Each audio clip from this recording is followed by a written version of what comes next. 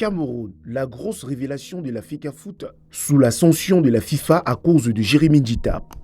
Jérémy Djitap, directeur du syndicat national des footballeurs camerounais, Sinafoc, a récemment remporté une victoire contre Samuel Eto'o-Fils, son ancien coéquipier avec qui les relations sont énormément tendues, ainsi que contre la Fédération camerounaise de football.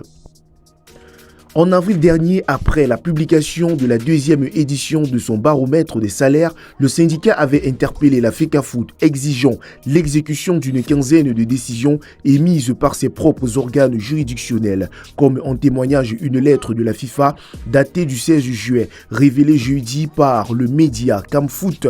Deux syndicats fondés en 1996 a réussi à obtenir une condamnation de la FECAFOOT.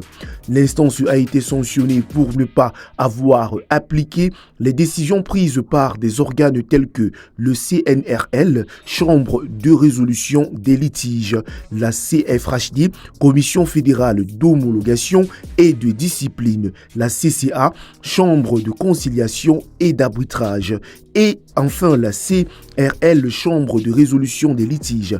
Ces décisions imposaient justement au club de verser les sommes dues aux joueurs et c'était à la FECAFOOT de mettre en œuvre les moyens nécessaires pour obliger les clubs à respecter ces jugements. La FECAFOOT devra payer une amende.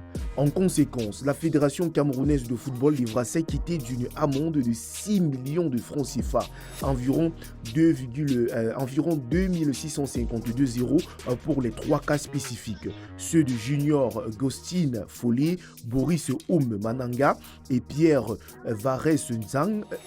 Et l'organisation dirigée par l'ancien milieu de terrain du Real Madrid et de Chelsea a ainsi démontré son engagement à lutter contre les abus subis par les joueurs, souvent facilités par les présidents des clubs avec la complicité de la fédération.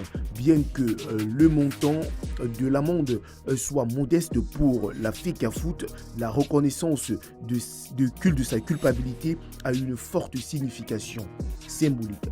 Voilà, chers abonnés, si vous avez donc aimé la vidéo, abonnez-vous, activez la cloche de notification pour être toujours à la une de l'actualité.